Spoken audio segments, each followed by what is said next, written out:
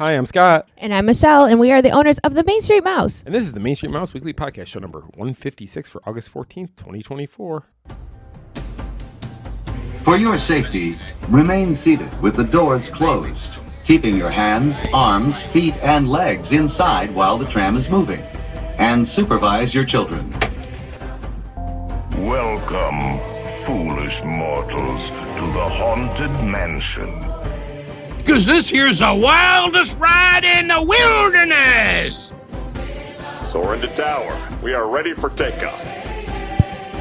Dead men tell no tale. I know not who you are, nor how I came to find you. But may I just say, Come on, everybody. Here we go. Hello, everybody out there in the podcast universe. Hi, guys. We know it's not Monday, but we were traveling. So, happy Wednesday. We were traveling? Yeah, we were. It is Wednesday, right? I believe so. I know we left California on Monday night. Yeah, and we got home. We didn't sleep. We took the red eye home from California, and we got home yesterday morning, and we went right to sleep. And we woke up in the afternoon, and then we were all like confused. And then we're right back to sleep. And then ended up going to bed. I didn't sleep that good last night. I didn't sleep that good. Yeah, I think because we're both sick. Yeah, we both don't feel so great today, you know, all the travel. So in case you missed it, Yes. we were in California for a week, and we were covering events at the D23 fan event and a little bit of Disneyland as well. And I will tell you that it was the most tiring trip that we have ever taken. Definitely. And it was the one where we did the least amount of Disney time. Right. It was weird. So we cover the festivities every other year. Disney is kind enough to invite us out, and I mean, we're always tired, but it seems like the media schedule was a little bit more this time, and so much more walking. I don't remember ever walking like that much, and I don't remember my entire body hurting as much as it did. It still hurts. It does hurt, and I think it averaged out to almost 19,000 steps a day. We did. That was the average. Yeah. Some days were obviously a lot more, but that's a lot of steps a day. You know, it was a lot of steps. So, like, for those who haven't been out to Disneyland, it is completely opposite of what we have here at Walt Disney World.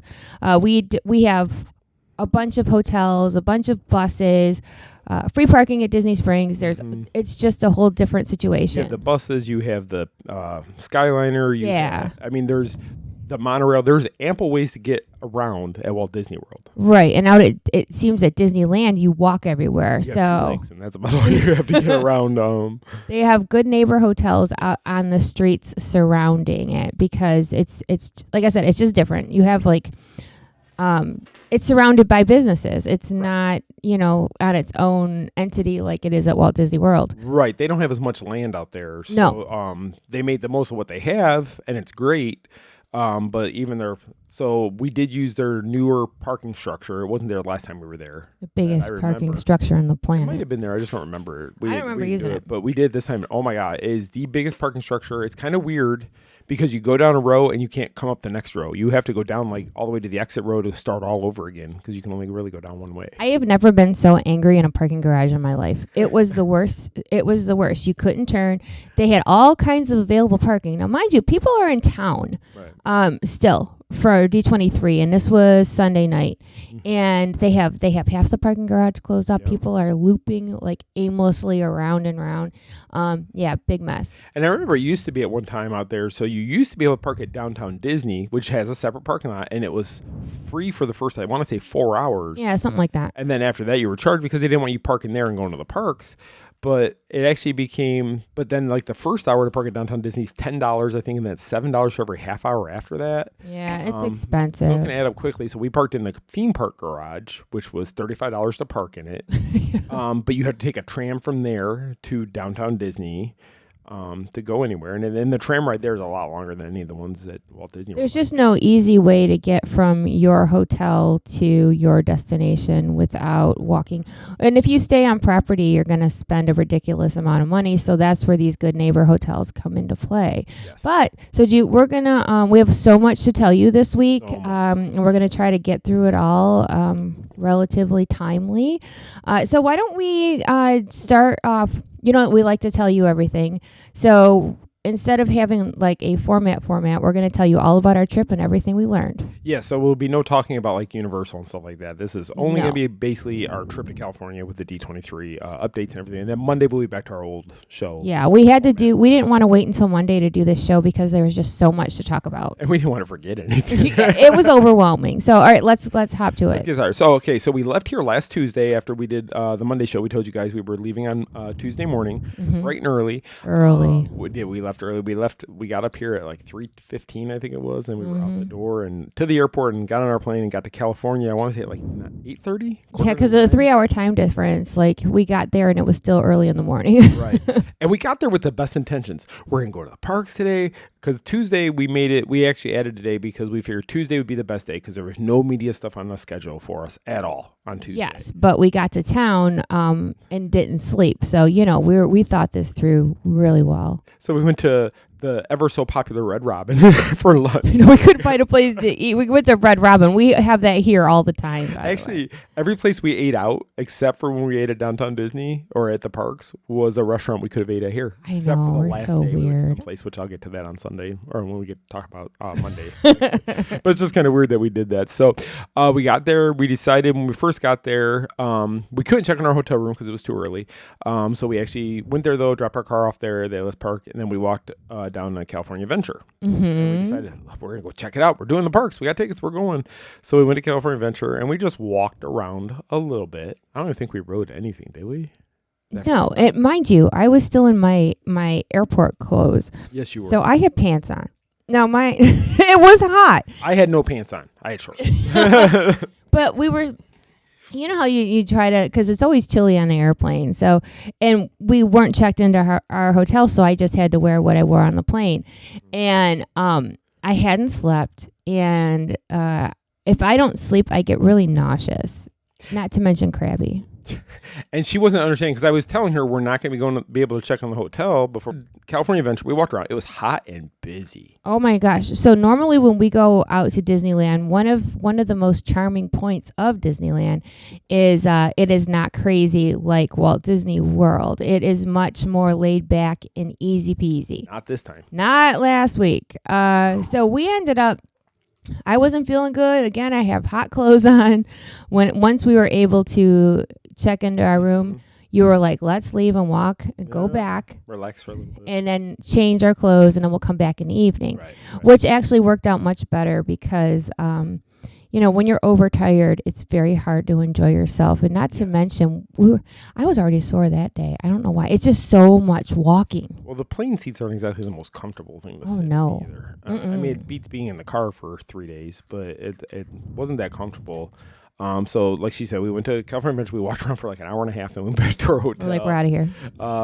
Before we did that, though, we did go to our donut place and got our donuts for the week. B&B yes, donuts, our B&B donuts that we spoke of. Best donuts on earth. Best flipping donuts ever. So we went back to the room. We laid down. I don't think either one of us really fell asleep. We just kind of. No, I just needed to regroup for a few minutes because we just have been so busy and took a shower and then went. When it got a little bit later in the afternoon, we went back. So one thing about the weather out there as opposed to here is there's no humidity. Right. Like you're walking around in the daytime and you're hot in the sun. Yes. But when you get in the shade, you actually feel relief. Like Florida, there's no relief. No, there's no relief. The shade is just as hot as the non-shade. It is. So, and I had forgotten a little bit because it's been 2 years. How about 5 o'clock it starts getting cooler outside. Yes. And you need like out there you're dying of heat in the afternoon, but in the evening you need a sweatshirt. It's the weirdest thing. It's a substantial cooler. I mean, it's not like here where it goes from 90 to 91. Yeah. Or 90 to 89 or whatever.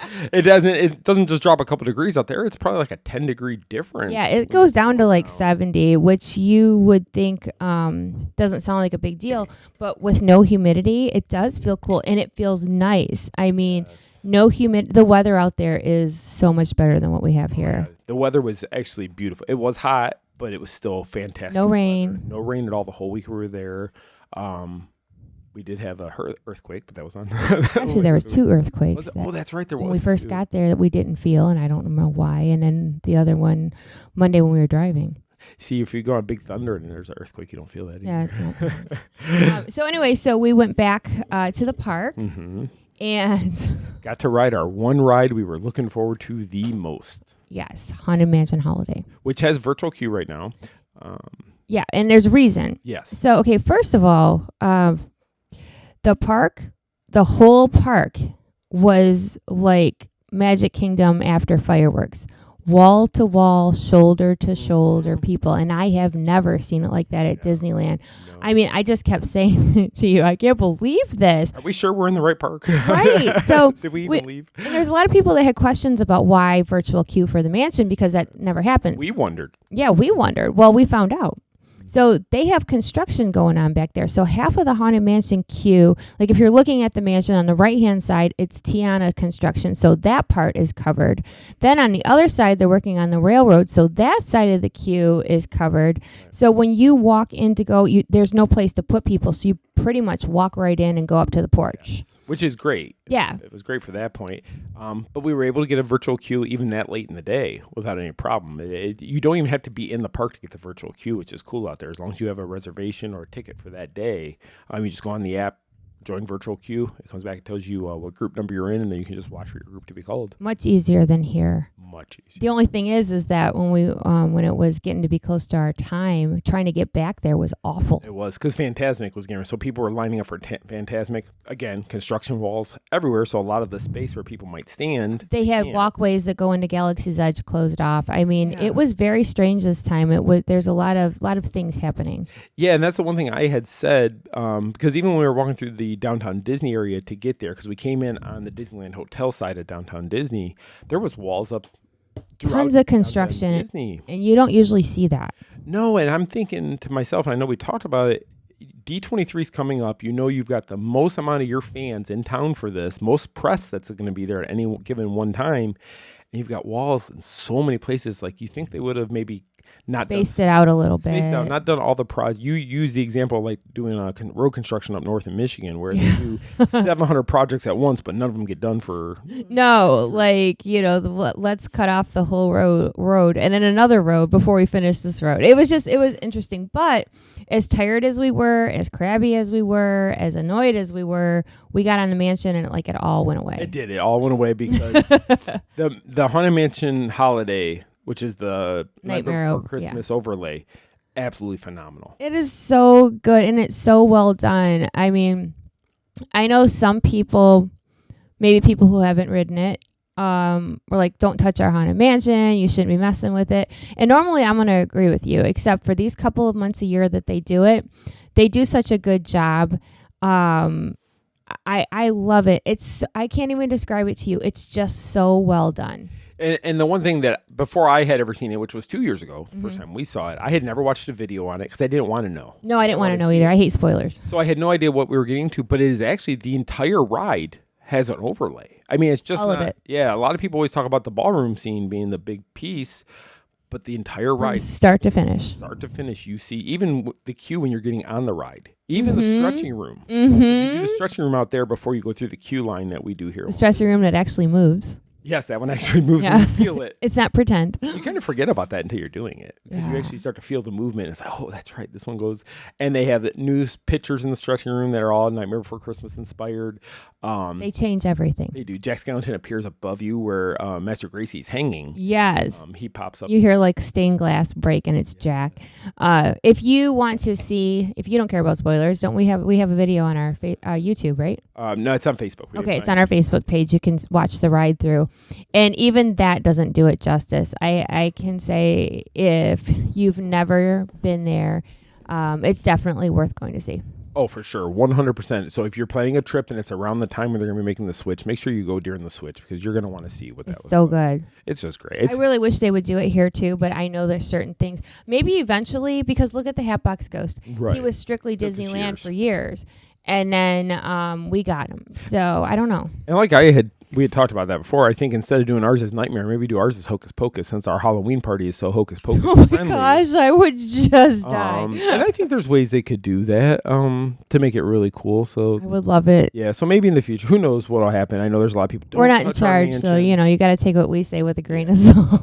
But absolutely love the Haunted Mansion over a holiday. We only got to do it once a day, which is kind of a bummer because normally when we're out there, we do it 2 or 3 times. With the virtual queue, you can't do it. We used to do them like back to back or do it in the morning and then walk around and come back. That was the only bummer, but I'm, thankful for what we did get to do. Definitely. And there's so much to see in there. So if you get to check it out, if you've seen it, let us know what your thoughts in the messages on Facebook. Yeah, see if you love it as much as we do because we love it. Exactly. So when we got off the mansion, Fantasmic was going on, but the crowds were crazy. So Fantasmic was at 9. Then the fireworks were at 9:30. Fireworks were also over the castle fireworks and also Galaxy's Edge fireworks at 9:30. And then Fantasmic was again, I want to say at like 10:15. It was a hot mess all over the park. It was just such a mess. It was so crowded. So we ended up leaving, didn't we? Or we walked around a little bit, I think. Walked around a little bit, and then so normally, like here at Magic Kingdom, when after the fireworks, everybody starts heading for the exit.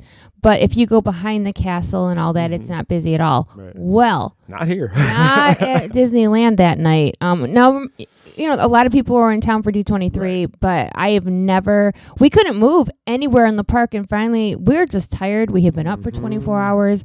Like, let's call it a day because it was too much. Yeah, we were ready to hang up the day and start fresh and scratch the next day. Yeah. Which we had Disneyland again for our reservation on Wednesday. That's where we started off our day. Yeah, and I had a media event that night, so I didn't get to spend the whole day doing that. Correct. So we did go back to the park on that day. We went to Disneyland again. We did ride the mansion yet again. We stopped at Earl's Sandwich before we had a breakfast sandwich. Yeah, we were trying to find ways to save a little bit, and breakfast wasn't that expensive, so we went in there and we did the mansion. And Earl moved. They weren't no longer in their store that they used to be down by the Disneyland Hotel. They moved, and now they're like the first store coming out of closer the to the entrances of the parks. Yeah, which was good. Fine with me. Yeah, it was fine with me. And there's actually a sit-down Earl restaurant. So it was the Earl Sandwich that everybody's used to. Then there was some kind of pizza place in the building. And then the other side was the Earl Sandwich Tavern and Dining or something. Yeah, they have a sit-down Earl Sandwich, but it doesn't serve like all the sandwiches and stuff. It's more like... meals. Like really. meals. Yeah, they even had breakfast. They had like French toast. Yeah. We didn't get to try that, which hopefully next time we'll get to try that and see how good it is. So we ate breakfast and we had to get some stuff and just make sure we had Michelle's schedule set for the day so that we didn't miss anything for her. And then we went to Magic Kingdom, or Disneyland, I should say. I don't want to confuse people. Went to Disneyland, walked around there. We did the mansion. Did we do any other rides that day? I think we did Big Thunder that day. Yeah. I can't remember. It's all running together. When you're overtired, everything feels the same. I just remember we had to leave because I needed to go back to the room and take a shower and get ready because I had a media thing at the Grand Californian that night. Yes, you did. So, and then you got to go. So you left there then and went to California Adventure. Yeah, so the media, it was like happy hour and desserts. Right. And then reception type thing. Yeah, just like a little welcome for some of the media. And it was for Walt Disney World media. Yes. Even though there were some Disneyland PR people there. So after that was over, the plan was to go into California Adventure and kind of have an after hours ride on Guardians Mission Breakout. Right. Then ride it again, but they were going to turn the monster Halloween theme on just for us. Right, and that's what they do during the Oogie Boogie Bash. So, and it's not out yet. Right. So everything was kind of running a little bit late. They took us over to Guardians, and so there were still people in the park when we got there, and so we rode it with other guests. Then, and that was the regular one. Then they had us wait outside, and they were they got all the guests out, and they were going to do the flip into the monsters version. We waited and waited and waited and waited. Then, like, the outside of the attraction had like a lightning crack and a little bit like, I thought that was cool because I'm easily amused. I'm like, ooh, fun. It took longer than they thought, but again, they just switched it on just for our group. Yeah, and that shows you how quickly they can do it. I mean, It was like in all 15, reality, 20 yeah. minutes. I don't know. I know during the party time, though, during the day, it's the regular Guardians mission break. On that nighttime, it becomes the overlay. Yeah, I think that's So I how think that that's how it works. worked. But it took a really long time. So the Monsters overlay was fun. I just like the ride in general, but I think I like the original one better. That's what I was just going to ask you. Which do you prefer, the I think Monster the or original. Yeah. I mean, it was the same ride, really, just with a its own song. It's like Monsters something. I don't remember what it was. Okay. Monsters After Dark. I don't know. Okay. So then it was late. They offered to take us over to Haunted Mansion and do a midnight ride over there. Well, the group was dwindling because it was getting later and later, and we're on East Coast time. Right. So I opted out. My PR girl was kind of like, I'm exhausted. She did not expect us to go. No, it was a long night, and then you had to be up somewhat early the next day. Yeah, we had to go get our credentials, and then we had to. It was the first ever D23 day at Disneyland. So this is Thursday now we're talking about Yes. that. There was a D23 day at Disneyland, which was a huge event, and there was even more people there. Oh, goodness gracious. And there was a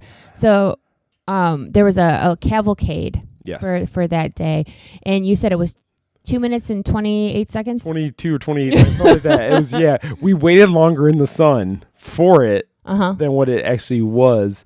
And the big thing was, so when people came into the park, they were giving away free D23 ear hats to the first however many people that got in the park, which they ran out of those really quickly. There was two colors. There was a teal-eared one, and then there was the black-eared one. People love free stuff. They love free stuff, and they definitely took advantage of it. And then they were waiting on Main Street for different artwork, different merchandise, all kinds of stuff. So I guess the rides weren't that busy at that point. Everybody was going for all the merch and the freebies and the lines for the merchandise were ridiculous. I guess it was a T-shirt and pins or something. And was that also the day that the Hatbox Ghost Sipper debuted?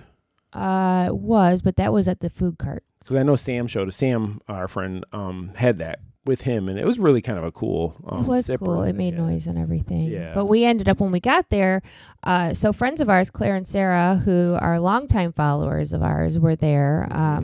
And then we met with our friend Greg and Sam, and we all had lunch over by the Matterhorn. Yes. Yeah. Before the cavalcade. Yeah. And just kind of walked around a little bit. We got beignets. Yes. All day. Or don't get me started. And then I had to go back. No.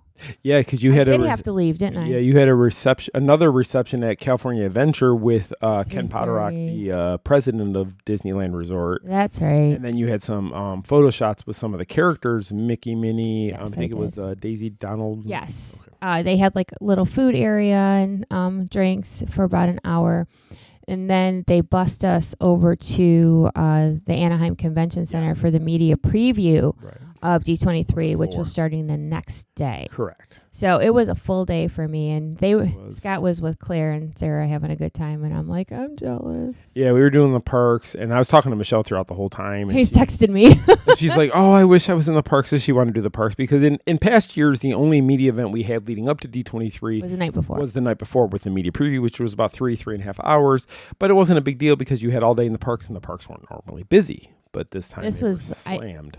Scott got more park time than I did. I was like, had too busy of a schedule. And, when Disney invites you out, you do what Disney says. Right. So I had to be where I was supposed to be.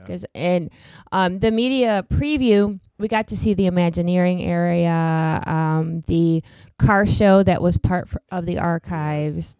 I'm trying to think what else. And then they gave us little snacks. I thought you saw some of the merchandise, too, because you were sending me pictures of some of the stuff that night. Oh, we did. We saw the marketplace that was up on the second floor. Oh, okay. I got to see a preview of no, they didn't let us shop. They didn't give us anything. But that was a big draw. That's where they had the Ichabod Crane stuff, and they had the Haunted Mansion stuff, and they had the Disneyland special stuff. I got to see it, but I didn't get to buy it. Yeah, because this was the kickoff also of the 70th anniversry for Disneyland. There's going to be next year. And 55 years of the Haunted Mansion. Right. So it was a whole thing. Yeah, it was a huge thing. And then afterwards, you were still in the park, and I texted you, and I said, I physically don't think I can go back to a park tonight. And you were really bummed because I know you wanted to go back. It was a beautiful evening. It was only like 8. Well, it was like 7:15 at that time. It was early. By the time I got out of there, it was closer to 8. Yeah. And then we were going to meet back at the room. Right. There was no way. And it was like one of those times, I'm honest with you guys. I went back to the room and I cried a little bit because I'm like, this is a lot. Like normally I'd be like, all right, let's go. I can go for miles at Walt Disney World. Out at Disneyland, oh my gosh, it's very tiring. It is. There's something about the cement out there. I think it hurts your feet more. And your back. And your legs. More. And plus we're carrying bags. We carry battery packs. We carry stabilizers. We carry all this equipment we need for different events we do.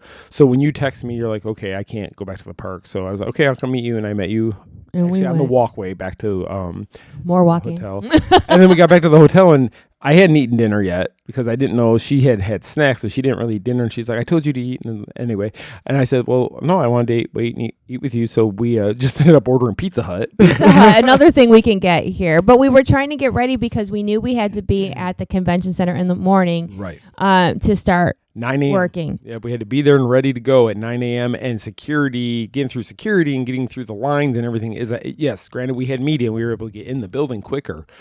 But it's still, you got to get through the crowd to get to said building. And there's no media walkway. And then, when you have media passes and you're invited by Disney, you have to, okay, no, this is my opinion. This is how I view it. Let me just throw that out there.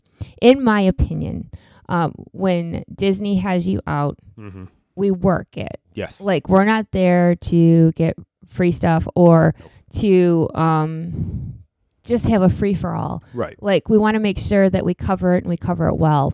So that's why we hit the ground running on Friday. And the convention floor is huge. Huge. It's the entire Anaheim Convention Center. Yeah. I mean, the entire thing is turned into D23's event. It's very, very big and very, did I mention tiring? Very tiring. Just walking back. And I mean, there's so many, and some of these displays and these booths that they have on the floor, and it's all Disney's partners who are on the floor. It's all offshoots of things Disney owns. Marvel, Lucasfilm, Cakeworthy. I mean, they also had, they had a booth for Disney Plus. Yes. They had a Hulu Junior, Hulu. All the different Disney properties, and then like you said, like Cakeworthy and Loungefly that have licensed Disney things. Freeform had a booth. I mean, Freeform had a booth. I mean, oh my gosh, everybody. And it was so big this year. I felt like we were going in circles because it was so big. I couldn't remember if we had been over to that area before. There, like for example, so I remember it was Friday. I found a little jewelry booth that was really, really cute. Never found it again. I never found it again. No, I know they didn't move it. Right. But I couldn't find it again. You couldn't find it. It was the weirdest thing. That was weird. So just if you've been in the past and you weren't there this year, the biggest change was, we did talk about last week, was that the Honda centers where they were having the big panels at nighttime. Now, normally one of the entire sections on the end of the convention floor was where they would have the big panels. They would take that whole quarter of the expo and turn that into a big panel room with chairs and stages and lighting and all that stuff. And that's where you go in and hear the movie, the big announcements, the parks announcements, the Legends panel were all held in there. Well, that's not this way. So now that area opened up for even more shopping and displays and booths and such. So when she says it's big this year, it's bigger than it's ever been on that floor. A lot of ground to cover. Lots of ground. So we ended up, first couple hours, we walked the floor, we did all the stuff, try to get our photos, our images, see people that we see, video. Did we have any? We had panels that first day. Nothing major, just some. It's so bad, I can't remember. I'm still so tired. I can't remember what we did. Good thing you wrote notes, and I still don't remember. She's looking at my notes going, we did that. I know. I'm looking at the notes. I'm like, oh, yeah, I guess we did that. So we ended up going out to have lunch at the food trucks. They had the food trucks rally out right in front of the convention. Yeah, they have a food trucks out front, and they are the most expensive food trucks ever. Yeah, we're walking through, and they've all got lines, but it's better than the food that's in the convention center for the most part. I mean, it's you're not getting gourmet. No, but the prices out in the food truck area, you're gonna spend $20 for a wrap. And that's not with like fries and chips and a drink. That's $20 just for the wrap. Then you got to buy a $15 grilled cheese. You did. I had a $20 chicken I felt wrap. so violated. And then And then we split a $17 order of fries. $17 for fries. We were trying to say, okay, what can we split? What can we do? But you know, when you're there, what are you going to do? That's your options. That's your options. To leave and walk somewhere to eat a different meal, you're going to spend 2 hours. And you've already done so much walking as it is. It's like, oh my gosh. And there's not any restaurants right next to the convention center. You got to go down the street and around the corner. And there was no way. I mean, when you're that tired and your body hurts that bad, you will eat the $15 grilled cheese. Yeah, because you sit there and go in your head, well, if I'm going to go down there and spend $12, what's $3 more? I know. I'm like, it's worth it. I'm going to have a grilled cheese and some Motrin for lunch. In California, the food is more expensive for the most part. Every place we went to was more expensive to eat. Even in the parks, it was more expensive to eat this time, I noticed. But it's everything else going on, inflation, and then their minimum wages and such are higher up there, so that's why it has to cost a little bit more. But so we did all that all day long, and then it came time that I had to head to the Honda Center for the Disney Entertainment Showcase, which is basically the movies and television announcements. Yeah, Scott was the guinea pig. He went to the Honda Center first. I had Saturday night for the parks panel, which you ended up going with me too. But yeah, I was like, you want to do Friday? Have at it. And that's actually the one I enjoy the most. Yes. So, because I'm more into, I want to see the Marvel announcements, Lucasfilm announcements and such. So I'm going to kind of run through this kind of quick. Just to kind of give you guys what they talked about. So this was the first time at the Honda Center. The Honda Center held 12,000 fans, which is the biggest panel Disney has ever put on for D23. Yvette Nicole Brown was the host for the evening, but she really wasn't on stage that much. She was just more introducing whoever was up next. And the first person to come out, though, was Bob Iger. And the place erupted when Bob came out there. And his first words, "It's been 5 years since I've been here with you, and I'm so happy to finally be back," because 2 years ago, he was not the CEO. It was there was another man in charge that came out and people booed him. But anyway. People booed him when he came out. So we did not have that this time. So Bob came out. He spoke for about 5 minutes, just thanking everybody for the support, telling us they're so excited about the future of the Disney company and the movies and entertainment and everything. So let's get started. So I did these kind of by studio. So they're kind of easy. So the first thing that came was big screen. They had the video screens and such on the stage were humongous. I mean, they were the full length or full width of the arena, almost to the ceiling. I mean, they were impressive video screening they did. And it started out with a scene from Moana 2. And the place erupted. And then Moana herself came out. I can never say her name correctly. Can you... No, we can just say Moana. Moana. She came out there and she was singing a song, I believe, which is going to be in the new movie. And then when she got done, they had dancers, they had all kinds of stuff on stage going on. And then all of a sudden, Big Maui appeared on the screens, and then The Rock came out. Dwayne The Rock Johnson came out there, and the place erupted even louder for The Rock coming on stage, which was really cool to see him out there. And he was talking about the movie, and they were just talking about how excited they are. So Moana 2 will hit theaters November 27th, 2024 this year. Next up, Jennifer Goodwin, I believe is her last name, who played Judy Hopps in Zootopia, came out, and she was there to announce Zootopia 2 is coming to theaters November of 2025.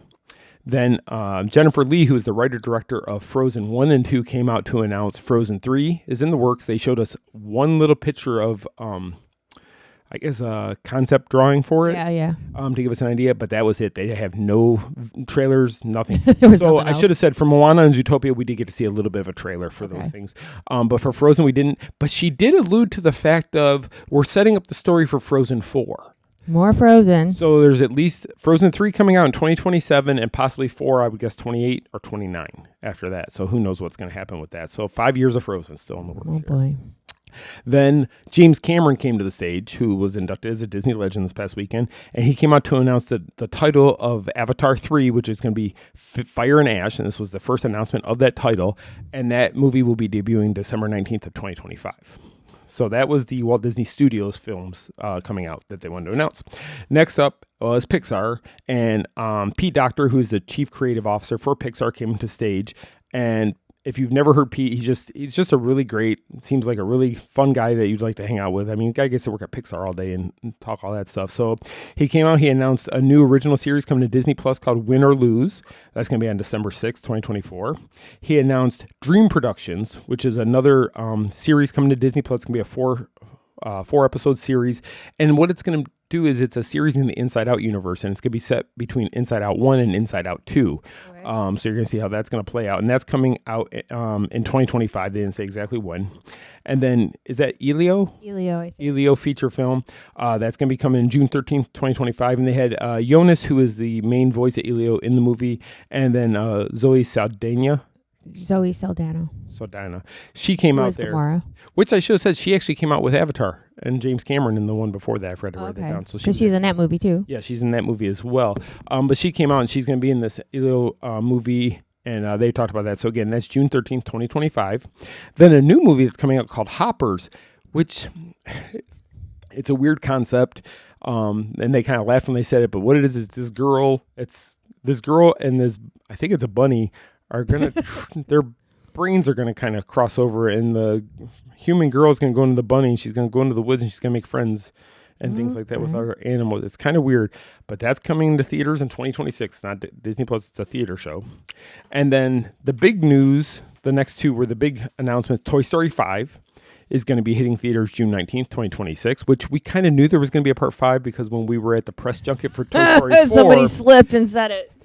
Woody himself, Tom Hanks, had slipped and Annie Potts smacked him and said they weren't supposed to be talking about that yet. Yeah, so he accidentally said it yes. during that press junket. Yes, so June 19th, June 19th, 2026. So we still have almost 2 years till that's going to be released. We didn't get to see any kind of footage for that because obviously it's not done yet.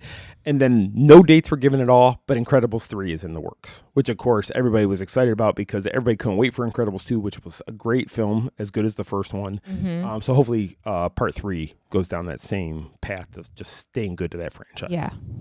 So then they did a Disney on Broadway time where they just wanted to do a little medley of songs. So they brought out performers from The Lion King. They did that on stage. Then they brought out something from Aladdin. The newest one to hit Broadway is Hercules. So they brought Hercules himself to sing.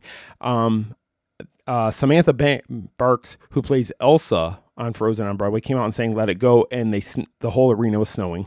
So that's pretty cool. They did, and they did it better than they do it in the Frozen sing-along show. I mean, it was like soap everywhere.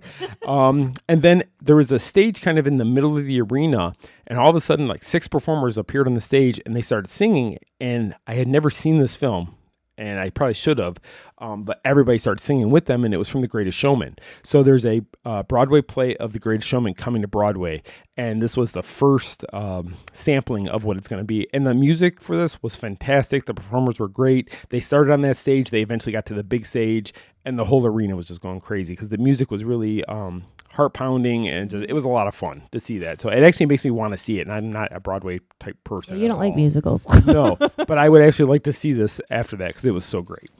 So next up after that was Lucasfilm. First person up was Jude Law, came out on stage, and he was out there to announce the new Disney series coming to Disney Plus, Skeleton Crew, which is going to debut on December 3rd, 2024. Jude plays a Jedi in the film, and it's these 4 kids who are going through the galaxy, and Jude is going to help them in the galaxy with their missions.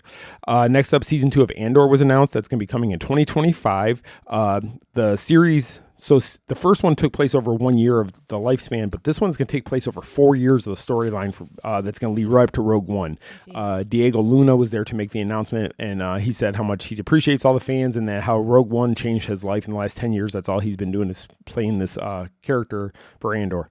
Then Jon Favreau and Dave Filoni came out, and of course this is what got the biggest pop up to this point. They announced there's a new film for Star Wars universe coming May 22nd, 2026. The Mandalorian and Grogu is the name of the film.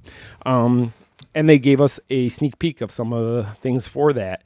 Looks really good. I'll go see it because it has a baby in it. It was great. Even the little bit we saw just made me excited to want to go see. All the trailers were good, but this one... I think you could get me to go to that one. I'm pretty sure I could probably get you there. Opening night. But that was all the Lucasfilm announcements. Kathleen Kennedy wasn't there. So moving on. Next up, my favorite, Marvel Studios, and Kevin Feige took the stage.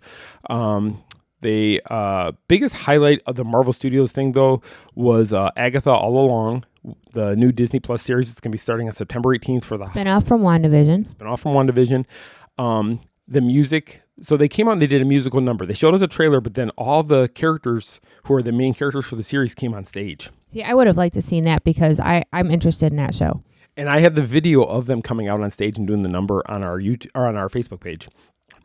Phenomenal. It was fantastic. It had that creepy because they were like witches casting a spell in the song, and you could just feel They the put a vibe. spell on you? Not like that though. It was a scary spell. But then we come to find out that it was the husband and wife who did all the music for Frozen and other films. They actually did all the music for Agatha all along. They also did it for WandaVision, which I did not know I that. really liked WandaVision. So very excited about that. Can't wait. So again, that's going to debut September 18th on Disney Plus, just in time for the Halloween season. I'll be watching. I know you will. Then Captain America, Brave New World, which we've already seen one trailer dropped on that, but Anthony Mackie was there and they showed us another trailer with even more footage, seeing Harrison Ford transform into Red Hulk, which I was really hoping Harrison was going to come out there because he was in town for Disney Legends ceremony. Didn't, but it was still great to see Anthony Mackie up there talking about that. Then Daredevil Born Again, all the performers from that show took the stage. That was great. It's going to be another Disney Plus series, and this is actually going to be kind of a continuation of the old series, but now it's on Disney Plus, where before it was on FX Network, I want to say, or Hulu, I can't remember. But that's going to start in March of 2025. Then the Fantastic Four logo was up on the big screen, and they showed us a small video that was put together from the four main actors from the movie. Johnny Storm was actually in it. The guy from Stranger Things had the Johnny Storm costume on in the video. They're sitting at a table. It's all set in the 60s and all that. But it was great, but they started filming it last week, so they couldn't all fly back for that. They were just at San Diego Comic-Con, which I wish they would have had them for us rather than out there, but I guess it is what it is. And then the last big Marvel announcement was Ryan Coogler, who is the director from Black Panther, came out to speak about the new Disney Plus series coming, Ironheart, which we were introduced to Ray in Wakanda Forever, and now this is her spin-off series we've been waiting for. And this girl, she creates her own version of an Iron Man costume, and she's just as intelligent as Tony Stark and Shuri. So it's going to be a new Disney Plus series coming out, and it looks really good. The trailers they showed for that look fantastic. So next up after that, sorry, I feel like we're talking. I know. Atwood. It was a 3-hour panel, so there's quite a bit to cover. There's so much more. Oh, I know. So next up was the Disney Entertainment Television, Disney Concerts, and Disney Musical Group area. Percy Jackson and the Olympians is coming to Disney Plus on 2025, and they had some of the actors there, and they showed us a small little piece of trailer from that. And then the big thing, and one of the big things on the convention floor was the Descendants, The Rise of Red. They had their own booth and everything. Yeah. So Rita Ora, who is in the movie and plays the Queen of Hearts, came out, and she was talking about the film, working with the cast. She sang, and then she talked about how the Descendants and the Zombies are doing they had that Zombies tour, musical tour. Mm-hmm. Their Descendants and them are coming together to do a tour for the summer of 2025 called the Collide Tour. So Gotcha. If you're interested in that, be on the lookout for it. So when we came into the arena that night, they handed us two things. They handed us a black envelope, which felt like a box inside of it, and then they handed us a wristband that kind of glowed with the show, kind of similar to our Magic Bands do. Nobody knew what it was. They told us not to open the little package. Well, now they said National Geographic showed this video, and it was a new show coming from the magician David Blaine, illusionist. And David has been filming a show for National Geographic for the last 2 years. That's going to be debuting in just in 2025. Doesn't say on Disney Plus, called Do Not Attempt. And David said there's a lot of people that do things around the world that appear to be magic, but they're not. They're just skilled at what they do, and they do really scary stuff. And some of the things he talked about is like people who set themselves on fire, they don't get burned. Not recommended. Not recommended. People piercing their skin with needles and stuff and not feeling it at all and pushing it all the way through. Also not recommended. David, there's actually one of the scenes in the trailer that showed David with a king cobra staring at eye to eye. Oh, no. And Good. he kisses it on the forehead. Yeah, no. Which is just crazy. But these people who do this in all these other foreign lands, he went and he lived in these different tribes and stuff for the last 2 years to learn these skills that these people do. The series, honestly, I would never watch National Geographic until this. I have to see this series because it just looked that good to me and interesting to see. But it also might be one of those things where if you're squeamish at all, you might not want to watch it because it looks like some of the stuff could be a little intense. Sounds like it. So what David also did, though, is while he was there, he said that little envelope they gave you when you walk in, open it up, and it was a deck of his playing cards and D23 on it and his logo. David said, take out the cards. Then he said, okay, now cut the deck and take that card and flip it upside down. He has to do stuff with our deck.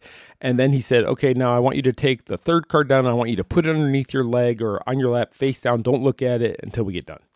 Then he called two people up on he brought two people out of the audience on the stage, random people.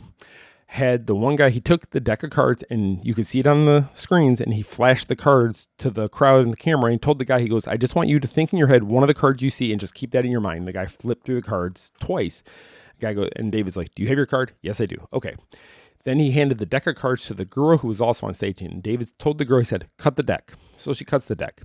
Then he said, okay, take the top card, flip it over.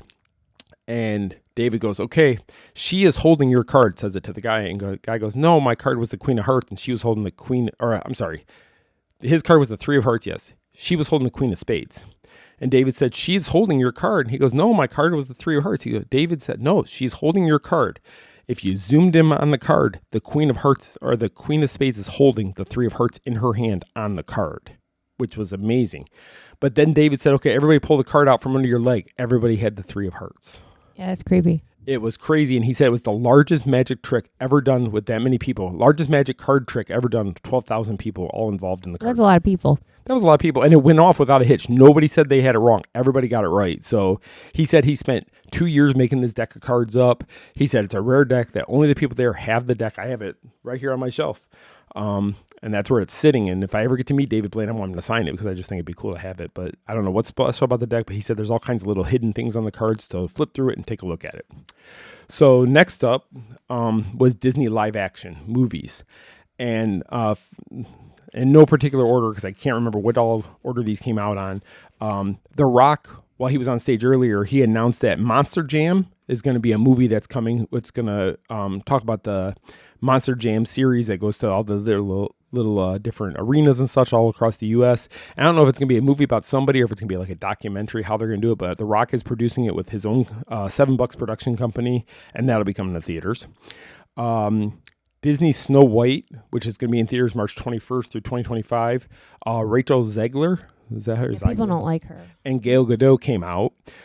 They showed us a scene from the movie where it showed all the dwarfs and Snow White whistling while they work and cleaning the cottage up. Mm-hmm. So we got to see that entire scene, which was kind of cool. And then they showed us the trailer for the film, which hadn't been released yet. So we got to see the trailer after that. Looks pretty good. The dwarfs look a little strange to me. Yeah, I think I'll skip it. Yeah. Then there was some chaos on stage. Lights were flickering. There was some sparks falling from the ceiling. And all of a sudden the screens lit up and you had a camera that was about 1.5 feet off the ground, like running through like a studio and all that. And security was trying to stop it all. Well, it was advertising the Lilo and Stitch live action movie that's going to be coming. So then they showed the logo and then Stitch jumped through the screen, part of the video series. So that's going to be coming to theaters in the summer of 2025. Next up was they talked about Tron, Eras. Jeff Bridges came out to talk about the film, and he's been in it. And he kept saying how he can't believe it's been over 40 years and this film is still going. This film series is still going. So he's really happy about that. A couple other actors from the film came out. Jared Leto came out, and they showed Jared Leto's Tron bike in the background, and it's a red one. So it's a bright red that he'll be using in the film. And then a really cool effect they did is it looked like lasers were shooting across the arena, and it wrote the NIN from 9 Inch Nails on the screen, and they did the entire music soundtrack for the film. Which I would have never guessed in a million years. Like my inner grunge child from the 90s was like, oh, cool. And they were actually there too, the two guys from 9 Inch Nails. Trent Reznor probably did all the music for that. Yeah, so they were standing and things, but they never spoke. They like waved to the crowd and then they closed the doors on them. They're like, hey, okay, bye. Yeah, it's like you brought us all the way here, you didn't even let us talk. And I just want to make sure I cover. Oh, and then next up, they started showing screenshots on the screen of Jamie Lee Curtis and Lindsay Lohan from a picture they took in 2022, I guess, which started all kinds of rumors. And so Jamie Lee Curtis and Lindsay Lohan came to stage, and they announced Freakier Fridays coming to theaters in 2025.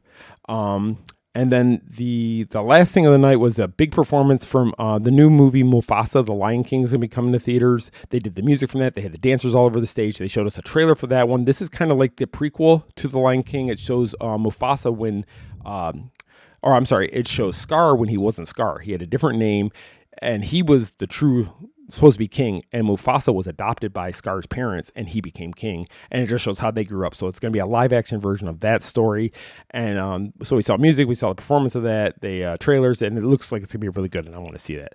So I think that was everything that happened that night. It was crazy. There was so much to cover, and I'm sure I missed some things. Or I don't know. This is a pretty long segment. I don't think you missed a darn thing. There was a ton of information. So to get it all out there, I know you've weighed me on like 4 times, but I just want to make sure. I know, but I just want to get all the information out there. I don't want somebody to miss something that they care about. So that's the whole reason I wanted to share it all. So on the social media side of everything you just said, people were less than thrilled with all of those announcements because it was all sequels, prequels, all that stuff. There was just a typo in the logo. Okay. So people were, everybody's got something to say. Of course they do. And people were like, can't they come up with original stuff, blah, blah, blah. Can't people come up with an original complaint? Because that's their complaint all the time anymore. Well, I'm aware. I'm just saying that there was a whole lot of stories that we already know, or continuations of stories we already know. But you know what? On that note, Wish was a brand new story that came out from Disney this past year. It bombed. And everybody hated it. So if Not everybody hated it. It just bombed. But they come up with something new, people hate it. They come up with something that they've done that works, that the people love, and they still complain about that. So again, people in this world nowadays are just never happy with what they get. And it's like, if you don't like it, go watch a Universal movie then. Because I'm getting to the point where it's just like, just see what we got and just be happy that this is all entertainment, people. This is all just fun. This has no really big bearing on our lives and such. And just take it has bearing. Just take it for what it is. Just enjoy it and move along. So, in my humble opinion. Well, everybody's got one. They do. So, Saturday was... So the reason I did the Honda Center also was because somebody had to be up at like 6:15 Saturday morning because she had another media event. I had to leave and start walking for the convention at 6:15. Yes. Okay, my turn. So there was a media breakfast in the same area where the marketplace shopping was. And they had little stuff for us to eat. Then Anika Noni Rose came out and talked about her new children's book. So she only talked for a few minutes, but then they allowed us to go into the marketplace and shop. Mm-hmm. So, and this is now let me rewind for a second. The preview was, I saw it before when it was loaded full of merchandise. Right, you saw it Thursday night before Friday's sales. Shoppers came through there. Yeah. So just in the one day, Friday, I saw it first thing in the morning on Saturday. There was so much gone and so much picked over. I could not believe how empty some shelves were. So they didn't have enough to restock it, really, to get it back full? Well, I know that they were D23 exclusives. Oh. And once they're gone, they're gone. But for example, they had a Haunted Mansion Harvey's bag, which I loved. I wouldn't spend $228 for, but I saw people walking around there with 10 bags. And I think that is BS, by the way. And you saw the Roosevelt's Haunted Mansion 55 shirt, and you said all it was left was smalls and extra smalls. Yeah. The Disneyland, it was a beautiful Disneyland collection, one for the 70th, and they had one that was the old-fashioned park dresses and that kind of stuff. Gone. And one thing I'm going to mention really quick on the shopping thing. So on Friday, I think it was Friday, Saturday, Sunday, you could get a reservation or a virtual queue basically for the stores. The first one came out at 4 a.m., so you had to wake up at 4 a.m. to get up at 4 to try to get in a virtual queue. To buy merchandise. And then again at 1 o'clock. So Friday, it was all the stores. Saturday, it was certain stores. And Sunday, it was certain stores. So it was kind of weird the way they did that. But there was no standby on Friday. So if you didn't have a reservation on Friday or a virtual queue to get in those stores, you couldn't even go in there and shop. So the fact that they actually ran out of certain merchandise, to me, is amazing. That they had that many shoppers. And I agree with you that it is bullcrap that people can sit there and buy 10 of an item. You know what, as far as I'm concerned, and I know this would upset a lot of people because I know people, what if I got to buy one for a friend or whatever? You know what? One badge, one of each item. That should be the limit. If the people can't be there, they don't need to buy the merchandise. It's that simple. Well, to me, I don't care if you buy 2, but people walking around with bags and bags of stuff isn't fair because... I wasn't going to buy the Harveys, but I'm sure people were interested. Oh, I bet. Especially because after the media preview, a lot of people saw online what merchandise was going to be there. Right. Nobody knew what there was. And then by Saturday, Sunday was even worse. Well, they could have looked on eBay because that's where it all was. Yeah, it was all on eBay, which is, again, BS. Yeah. Even the free ears at Disneyland and Park Maps were on eBay. I mean, come on, people. Anyway, so by Sunday, the place was gutted. Yeah, we went there Sunday. It was like, oh my gosh. We'll get to that later and talk about Sunday, but so you did get a couple things. You saw Nika there. You had breakfast before all that happened. Yeah, before the Mad Rush. And then... It was a Mad Rush. Oh, my gosh. Then I went down to the floor, and we walked and did our thing all day and walked. And walked. And walked and walked. We ended up taking a break midday. But you had texted me while you were at your media thing, and all you said to me is, "How much do you love me?" Is what you had texted me. Oh, I forgot I did that. Because during the media breakfast and the shopping thing, you had talked to the powers that be, so to speak. Yes. And you had gotten me a ticket to go to the presentation Disney Experiences showcase, which was the parks panel that evening at the Honda Center. So because when I had got back from the Honda Center on Friday, I told Michele it would have been so much easier if both of us would have been there. For one of us to do photos and video, one of us to be putting It's a lot to cover. So it was really hard for us to do one at there. So you were able to get me into the Honda Center so that we could tag team it and cover it much I just better. asked nicely if I could have an They extra. gave it to you without a problem. They did. See, being nice is, there's something to be said for that. Yes. But they also know me and know my work ethic by now and know that if they give me that extra ticket, we're going to cover it good. And we did. And we did. I think we had all that We news knocked it out of the park. Before we were on the bus, I think I had all the information out before we got on that bus too. I had social media going with videos, and my signal was a little bit spotty, but I have so much on my phone from the panel. So do you want to? Do you want me to start talking about everything they announced? The only thing I want to mention before you do that, though, is the panel opened up with the coolest thing ever. Our chief flight attendant, Patrick, came out in the video. Patrick! And it was just so cool. So he came out, and this was a whole new video of him announcing. He did his soaring spiel. And he talked with some adjustments he added. So where they talk about the things you have to stow away, he added in there lightsabers and churros and pretzels and balloons and all the other stuff. And he had like probably 15 things he added. And then at one point he was talking about buckling up, and they had a Mickey glove on, put the thumb up, and then when they pulled the camera back, it was actually Caitlin Robrock, who is Minnie Mouse, which I don't know how many people really know her face. Half the crowd applauded, half we do because we know her.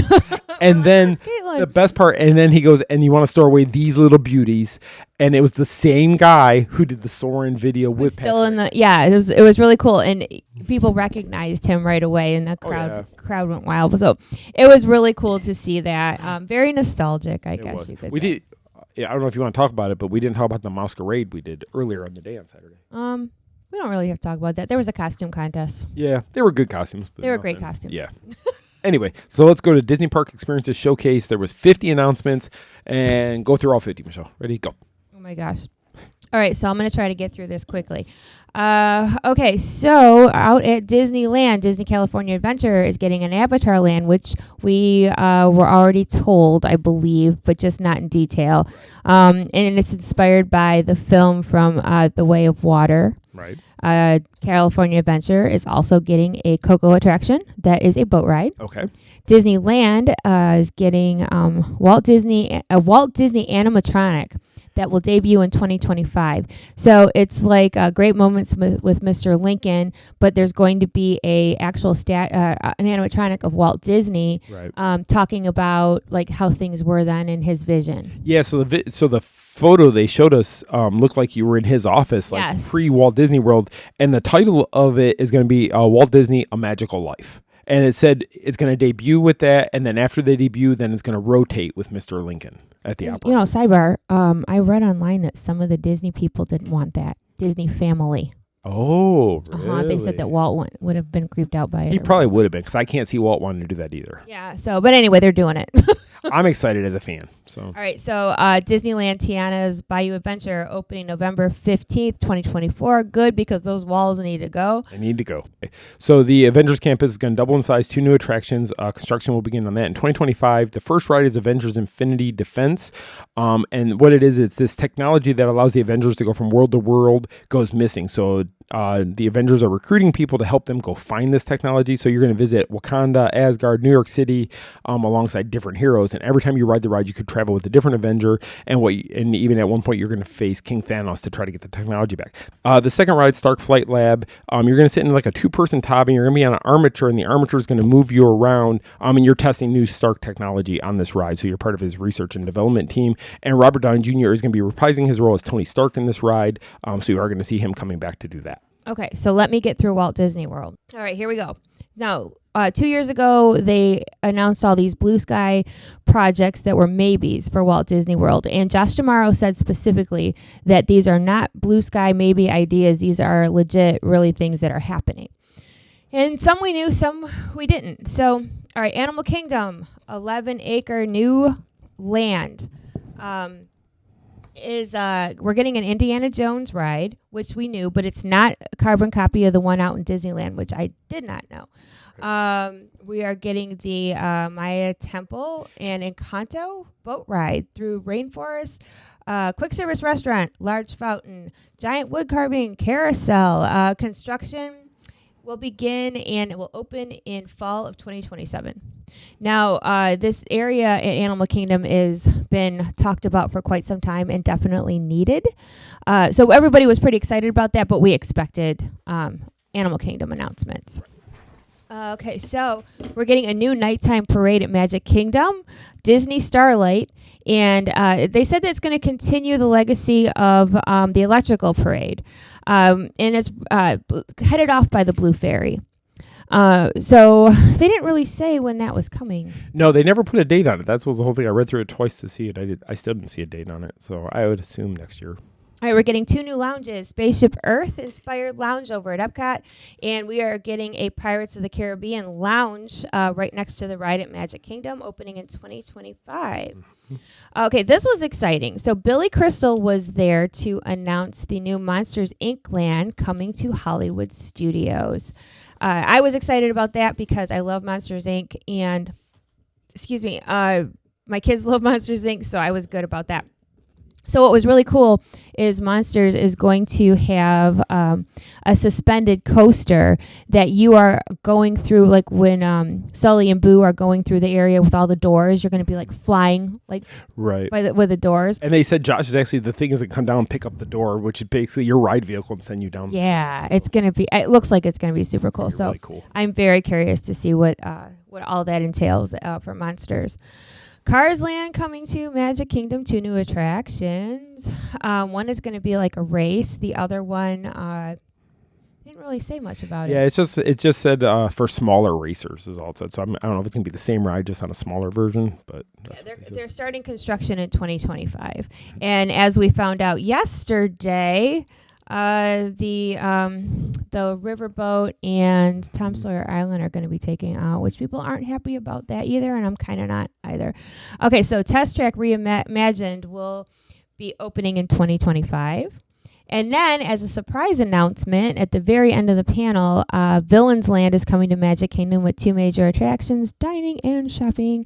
Preparation is underway, but no time frame was announced. They did not give us much information on that. That was really it. We just said exactly almost what they said. Yeah, they had like a concept art of what it's going to look like, which was kind of hard to tell what it was going to look like. It really was. But anyway, so that's supposed to be coming, but they did not give us any details or timeline. Just that it's coming. That's it. Mm-hmm. So International Parks, Disneyland Paris is getting a new attraction for The Lion King.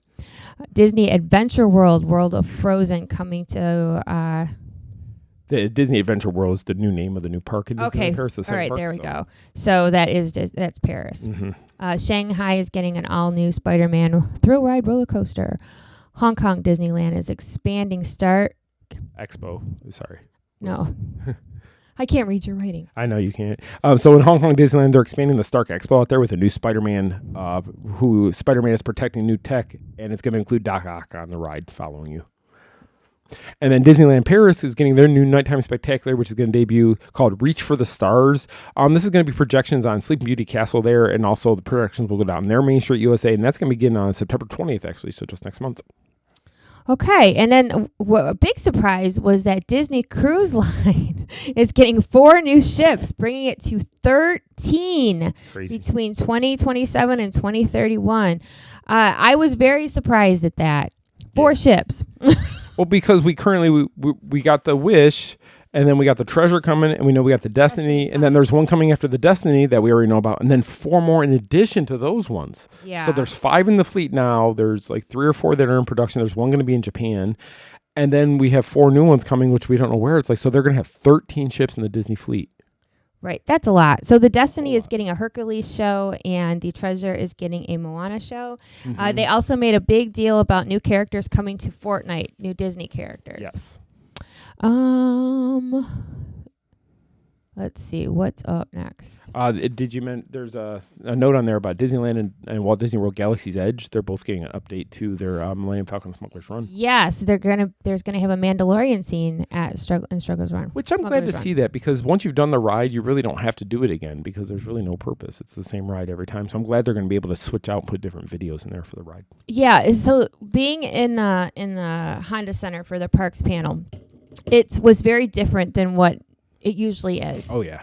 Not just for the announcements, of course, but it was a production. They had actors, they had singers, they had musical numbers. They had all these things that we normally don't see. Usually it's somebody will come out, talk, announcement, Right. everybody cheers. It's very cut and dry. It's very... Yeah, this was a whole scene. This was a show. It was a show. It was a show. So you saw the biggest thing of the night was Deadpool. Showed up twice. But he was showing some of his brown sky things, is what he called them.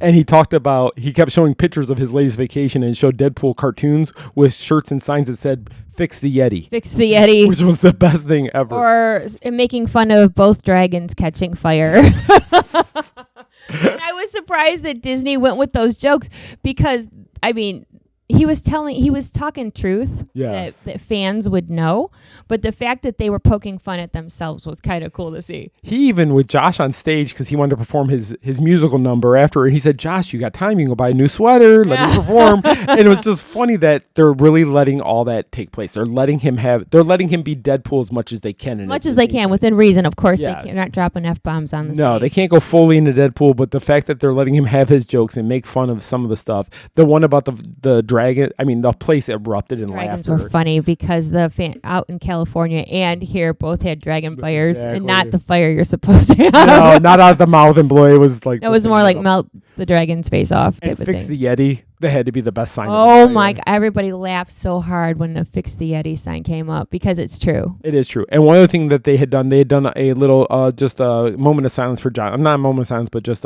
John Landau, for his help with the Avatar and what all he did to help create that area and such. And yes, recently passed away. So it was really a lot. It was overwhelming when we left.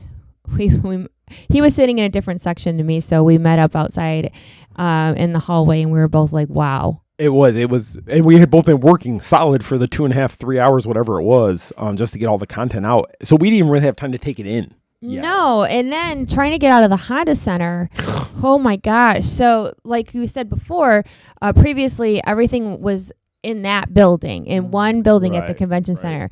And then to have all these shuttle buses going down to the Honda Center, getting there wasn't bad. It was getting out of there. Yeah, because you had 1,200 people coming in over a 2.5 hour span. Now you had 1,200 people all leaving at the exact same minute, or 12,000.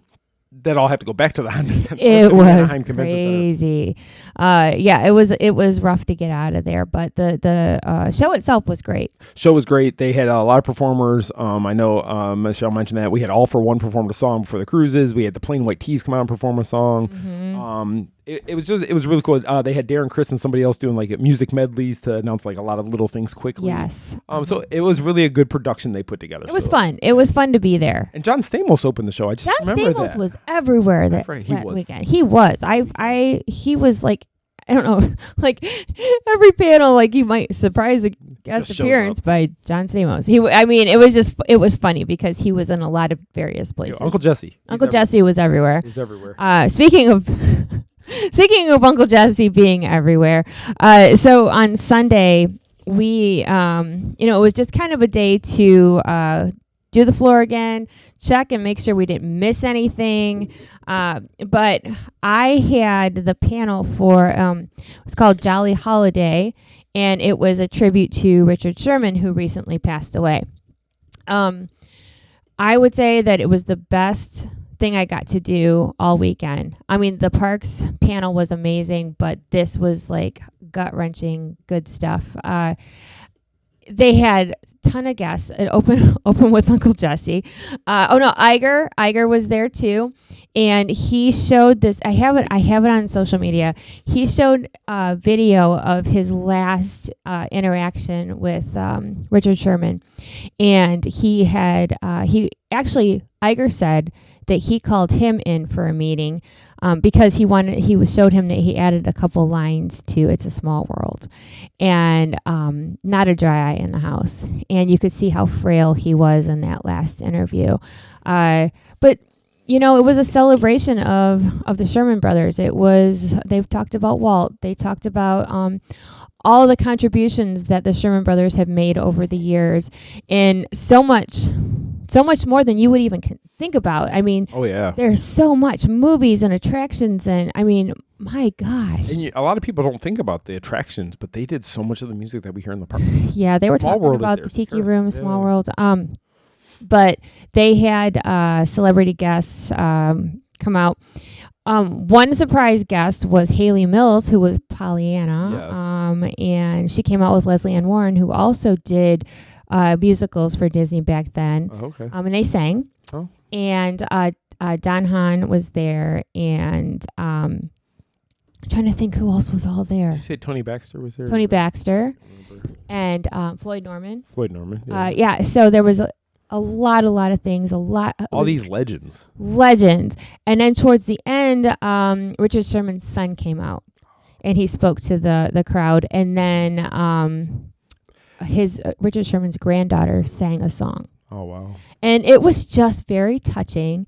And they closed it with everybody doing a sing-along of Let's Go Fly a Kite. I'm glad it wasn't Feed the Birds. If it was Feed the Birds, I would have been like, done. Still Just be crying. Put me underneath the chair. I mean, it was very emotional. And I wrote something about this today because for me, as a true Disney fan from the time that I can remember, right. It reminded me of all the reasons that I fell in love with Disney to begin with. All those things that made it magical. In a part, Richard Sherman had said that he was trying to write songs to make people happy.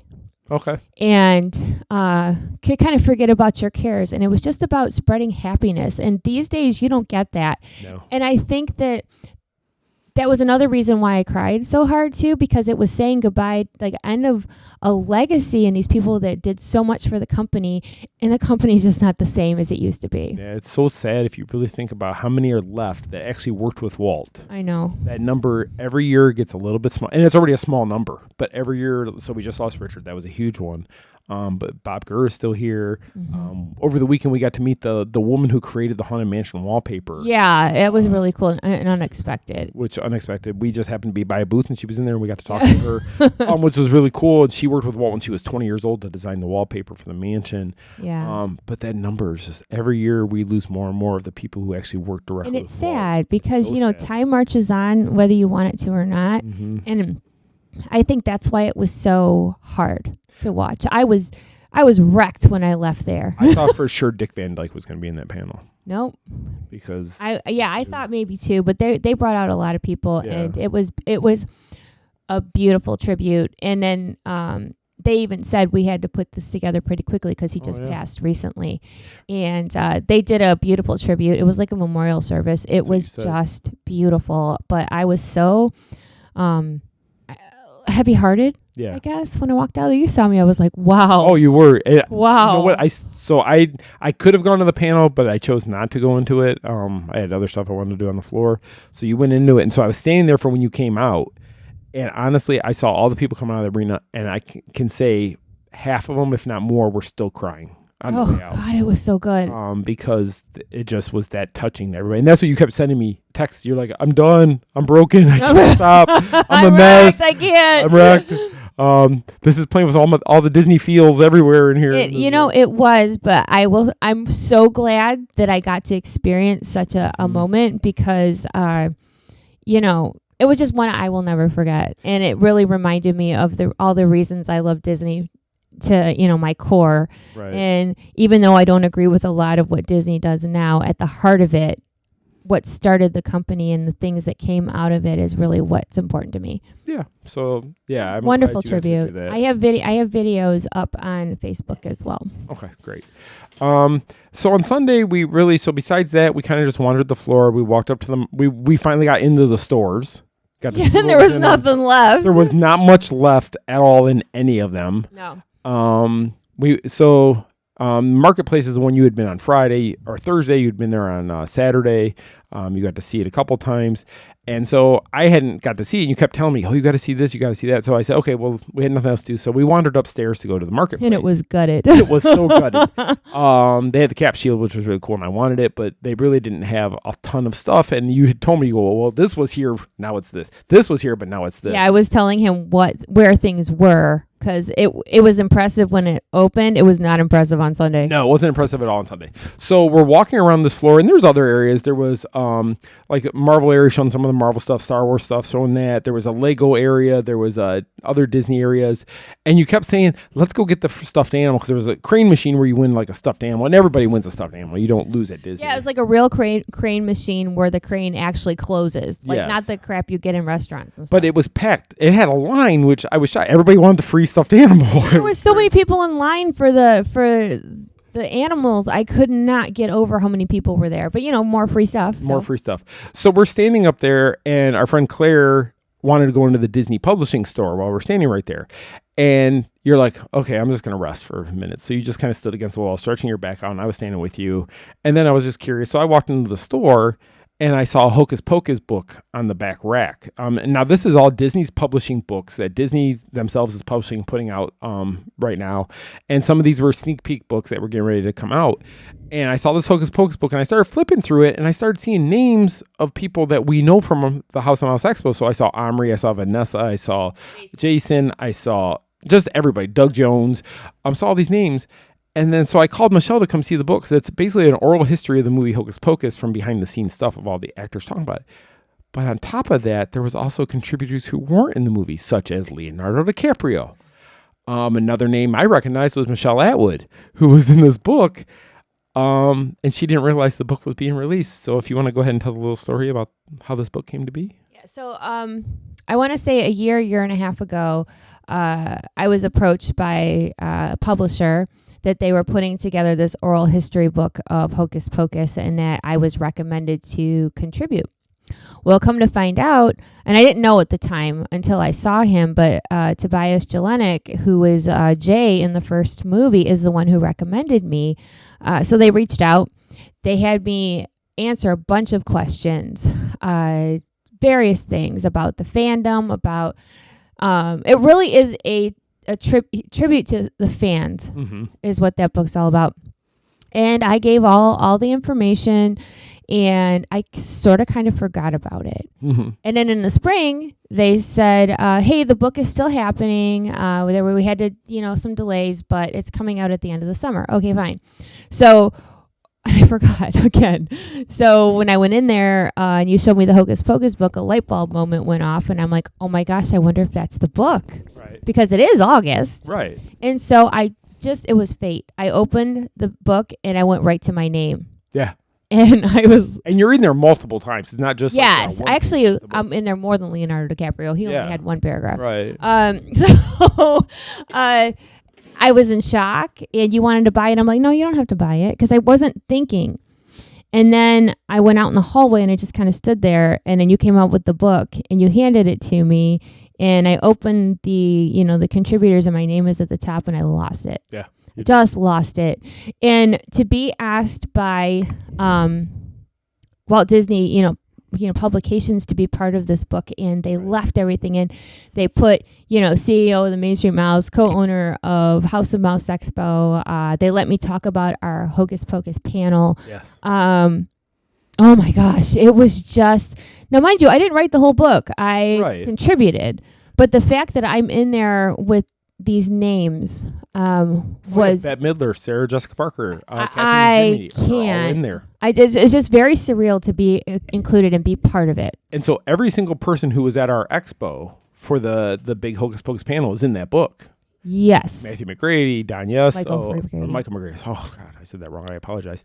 But Amanda Shepard is in there. I mean, Larry Tobias, Omri, Vanessa, Jason, all of them. Yeah. So and even Taylor Henderson, because that's right. who was young Winnie. Yes. So I'm in the pages with all these people, and it was emotional for me as the person that saw it in the theaters. Because Jay will tease her, or Tobias will tease her, and she'll be like, "Yeah, I saw it when it was in theaters." He goes, "You were the one. You were the one who saw it." But it's very surreal and kind of hard to grasp that this movie that I've loved for so long, that I'm actually friends with most of the cast and recommended by the cast to participate in a book, was crazy to me. And plus I was overtired. And once it all like sunk in what I was reading, I started to cry.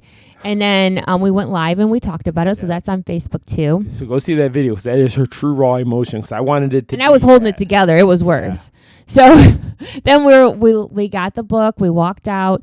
And then you guys sat down, and I went in the bathroom and I bawled like a baby in the stalls. I mean, I just let it all out. I just cried. The poor lady that was in the stall, like a few down from me. I apologize.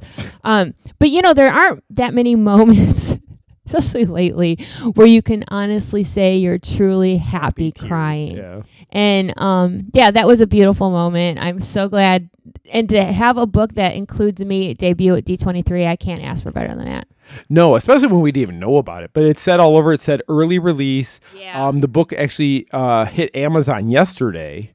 So if you go on Amazon and do what's the exact title of the book again? Oh my gosh. It's right there. If you can see it, but Hocus Pocus Oral History. The Oral History Host. So just go out there and look for it if you're interested in it. It is a great book. It's like 300 pages.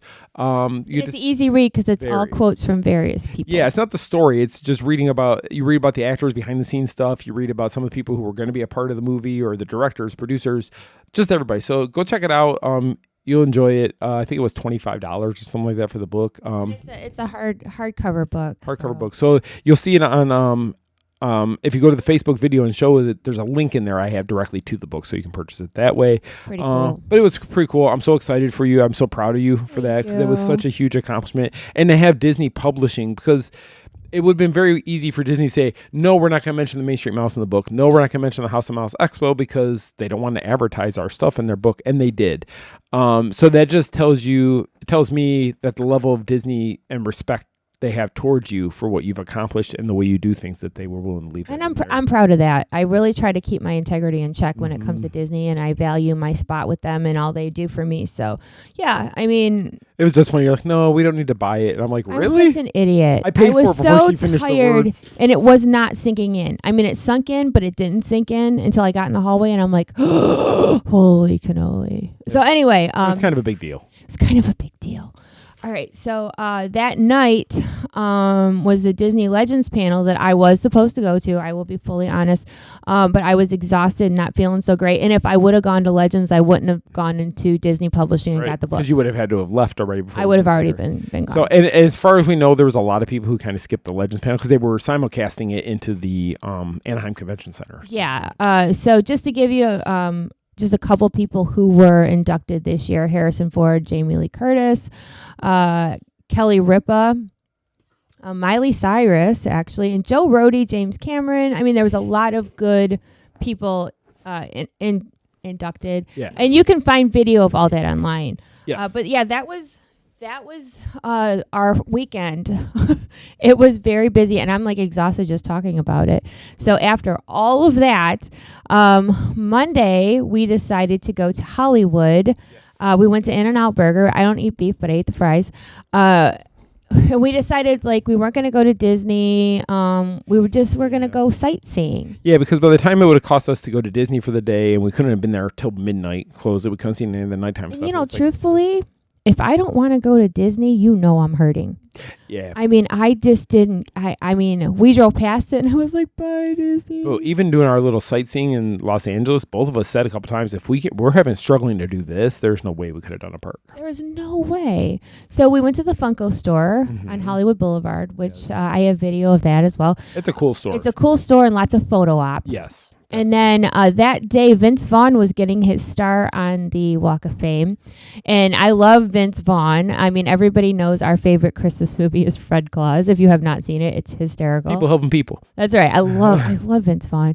We missed him by about an hour. So when we got there, they were still cleaning up from the ceremony. Because it was right by the Funko store, which we didn't even know where it was. So like I took pictures of them cleaning it up and then the star when it was over. But it would have been really cool to see. But we saw the after. Yes. The after part. Because the Walk of Fame is really long. It's a few miles long. So we had no idea where they're doing it. And it just happened to be right outside where we parked to go to the Funko store. Yeah. So then we we drove down to the other part where there's another garage. Mm-hmm. And we usually, it's weird. We have our own little 1 block radius that we go to. There's gift shops. There's the Ghirardelli store. I don't know why I like going there. I just do. We saw a great Chewbacca and Captain America. Yeah, they have like in Vegas, like they have the pretend Disney characters. I mean, and they're not good. We saw 2 different Mickeys walk right past us with each other. Mickeys walking around. So, and then they were doing a movie premiere that night for Alien Romulus. At the Chinese Theater. Yes. So we saw them setting up for that. So there seemed like there was a lot going on in Hollywood on Monday. Yeah, it seemed like very busy down there at that time. But it was cool. We didn't spend a ton of time down there, but just a little bit of time. Again, we were tired. We were exhausted. And then it was like, it's easier to sit in the car and drive around. So we still had hours, though, till our plane. And we didn't want to go to the airport too early. No one wants to be at the airport too early. So I told Michele, I said, well, what can we go do? And I didn't feel like going to the beach and walking around the beach because I didn't feel like being in the hot sun by the water and not being in my bathing suit and such to get in the water and cool off. So we actually looked up where Forest Lawn Cemetery was. Now, let you guys know that I have unusual interests. Yes. And I've always wanted to go there. For many years. Many years. Just because there's so many iconic actors that were laid to rest there. And more than, you can go, when you get there, you can go into the office and get a map, which is kind of odd. But you can get a map. We didn't do that. We looked up online, just a couple. We didn't go through the whole cemetery. We stayed in the front. Very respectful, very quiet. Because there was people there. Because there's people there who were not famous. Yeah, it's not all famous people there. So we decided to just go look around a little bit. Because, we're not totally weird. Right. But there's people that will get maps and go walk around. Mm-hmm. So we actually, when we walked up, we saw Betty Davis's grave was right at the front. Right at the front. When you walk in, I'm like, oh my gosh, that's Betty Davis. Yeah. And trying to think who else. He wrote down who all we saw. But Debbie Reynolds and Carrie Fisher are there. That one was... I looked at it and I was just in awe because that's Princess Leia to me. I mean, that's... No, and her mother passed the next day. The day after. A broken heart. Yep, literally a broken heart. Broken heart. And they're resting together and there's still flowers. There's still fresh flowers and trinkets on their graves. All kinds of stuff people just leave for them, which was... It's just very cool to see that people do visit and do people that. care. Yes. And, we were kind of quiet. I mean, it's just to be respectful. It was just even we talked low. I know, and that's because there was people around there who were visiting their families. There was a lot of people looking for celebrities too, but we just felt like to be respectful because these are people's loved ones. Right. And but we found Michael Clark Duncan, who was in The Green Mile, a phenomenal actor. Sandra Dee, Liberace, which we found by accident. Liberace has a huge area. Yeah. And they have on the outside, it's his signature. Yes. It was very interesting. It's kind of interesting to see how they did that. You found Freddie Prinze Sr. Right. And on accident, it took my breath away. Naya Rivera, who was in Glee, and she's the one who passed a couple of years ago saving her son from drowning. And that one bothered me. But she had sunflowers in there. You could tell that her grave is kept up. And she was young. She was in her 30s. Yeah, very young. Yeah, that one, I had no idea she was even there. So I found this section, and all these people Michele mentioned were all in one area. Yes. So it's pretty easy to find all of them. But then I went on, and I was just wondering, because we knew Walt was at Forest Lawn. We didn't know which one because there's two of them. Yeah. But we were trying to see if we could figure out where and see who else was there. So I was looking online and I realized Roy Disney was at Forest Lawn. Yes. But I didn't know where. No. I had no idea where, and I couldn't find it anywhere. So I went on Google Maps and I typed in Roy Disney burial place, and it came up on Google Maps. Yeah. And it actually led us. We drove to the area, got out of the car, and I followed it right to his grave. Yeah, and we were, I don't know how to describe it, but it was sad. It was surreal.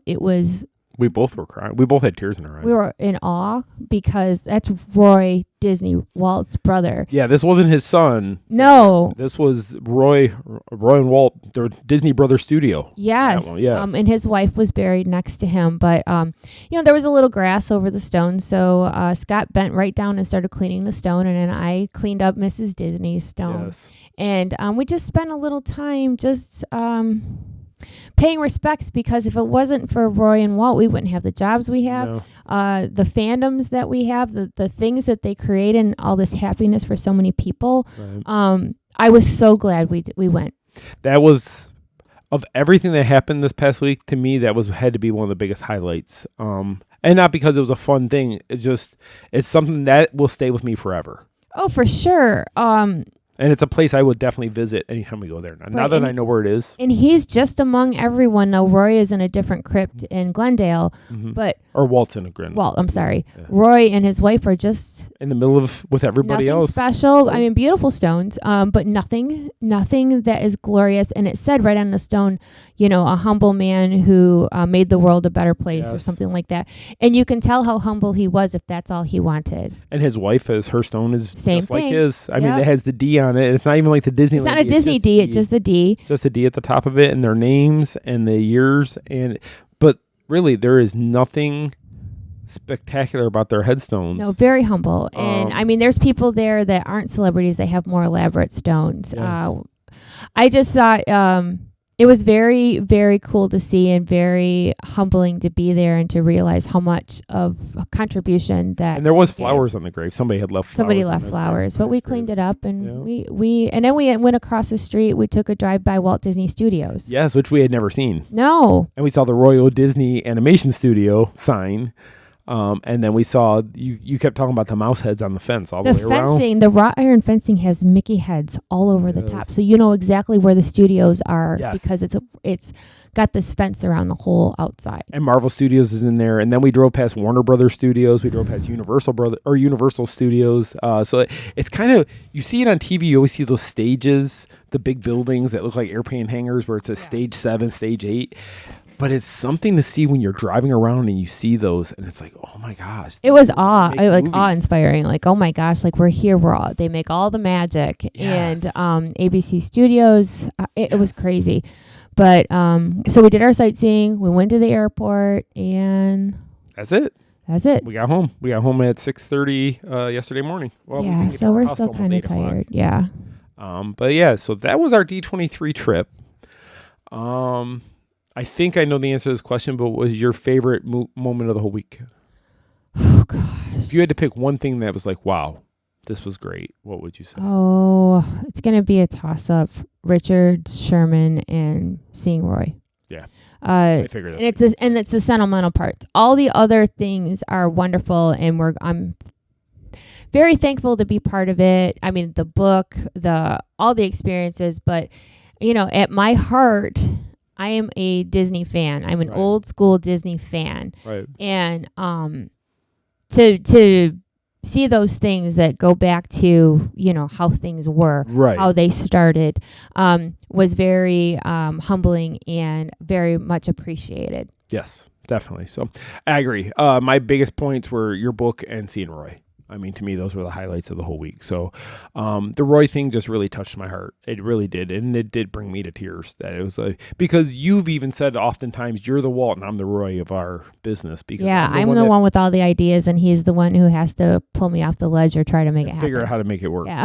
So that's how our relationship goes. And, I actually sat down next to his grave, and I'm like, so what do you think? What's going on with your company? I know. We kept saying that. We said, we hope you're okay with what's going on. Hope you're okay. And then before we left, we said, thank you for everything and say hi to Walt for us. And we said, we'll be back. And we will be back. Yeah. Next time, we'll make sure we take stuff to clean it up a little bit more even. Yeah. And maybe clean the grave. I mean, it wasn't bad, but grass was overgrown and stuff. And I know that happens. It happens. It's not like the cemetery is well kept. It is very well kept. But, those are older stones and they kind of go into the ground and, But anyway, I felt really good that we were able to go and clean it up and spend a few minutes. Yeah, it felt very, we did it because you see people go to these graves and they pose and they smile and they do we're not doing that. Fingers. It's like, no, you show respect to these people, especially somebody like that. Roy's a part of our business. He's a part of our lives for me and Michelle. Yeah. And we wanted to pay respect. And if we could go see Walt, we would do the exact same thing. Actually, so I found out you can see Walt. Can we go see Walt? Where is that? But it's at the Glendale portion of Forest Lawn. Well, maybe next time we'll try to go to that one. Yeah, and you don't really see a whole lot. You see like little nameplates, but not. But close enough to where. But he's got more of an elaborate setup, I guess you could say. But okay, well, next time hopefully we'll have time to go there and check that out. And we don't do it from a morbid perspective. No, it's to pay our respects to these people because of what they've done to the world. And everybody listening to this, you're doing this because you love Disney in some way, and these are the people that help create it. Yes. So on that note, I'm gonna let Michelle close us out. I'm gonna step aside. Okay.